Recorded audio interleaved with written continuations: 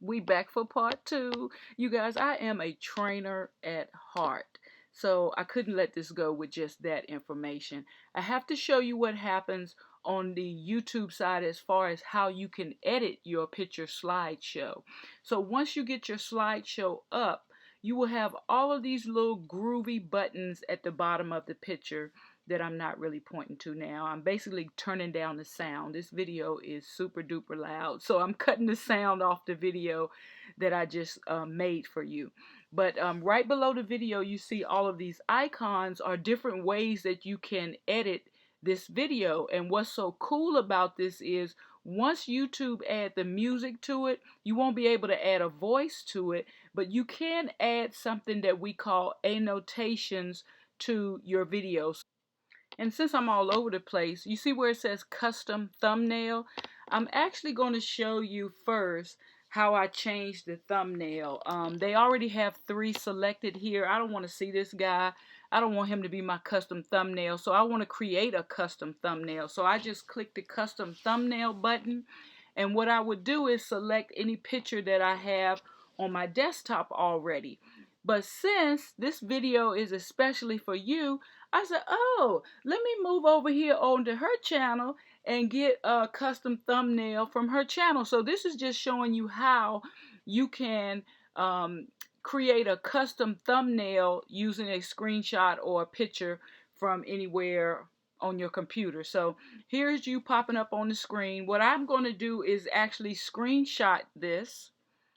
So I'm screenshotting it now. And my screenshots automatically save on my desktop. I have that set as a default. So all I have to do is go to custom thumbnail, click on desktop, and your picture is going to show up right here in this area. So I was moving kind of fast. It didn't show up right there. So I had to pick it from a little lineup. And just like magic, you see your picture right here on the screen. It showed up in my custom thumbnail. So that's how you can create a custom thumbnail. And when you're working in this section, make sure every time you make a change, you save those changes. Get away from here. So here are the options that you can do to your videos. Your enhancements is where you can make changes to how your video looks. So the color, the saturation, if the video goes fast, if you want it to go slow. The audio is where you can change the song that's on your slideshow. And here we finally got into the annotations that I said we were going to talk about 20 minutes ago. So an annotation is basically how you can add phrases or words to your slideshow. So you would just click the annotation button, click add annotation, and you would type in whatever you want to show up right here. So if you're showing a picture of your sister locks in a twist out, you can just type the phrase, check out my twist out, or whatever phrase, whatever type of, however you talk, you don't talk like me, but so however you want to talk it, you can just let people know what you're showing through the annotation. Because let me tell you, when YouTube add the music to these videos, the music is pumping. So yeah, I just put in some words so you can see how it looks. You can change the background on the words, and you can change the font. And if you look at the bottom of my screen, that little box will show you how long the word is going to stay on the screen. You can stretch it out if you want it to stay for the full screen, or you can make it smaller. Now let's say a different picture has popped up on the screen. Now you want to show people how you wore your locks curly. So all you have to do is click add annotation again and type in the words that you want to show up on your YouTube video. Woo! I am getting it in, ain't I? Okay, so I'm going to change this box to the background to black, and I'm going to change my letters to white so they can pop up against this black background. But that's how you can add annotations. You can enlarge the font, and you can make the annotation stay on. Now you see at the bottom I have 2 annotations, so you can decide how long you want it to show up on your screen.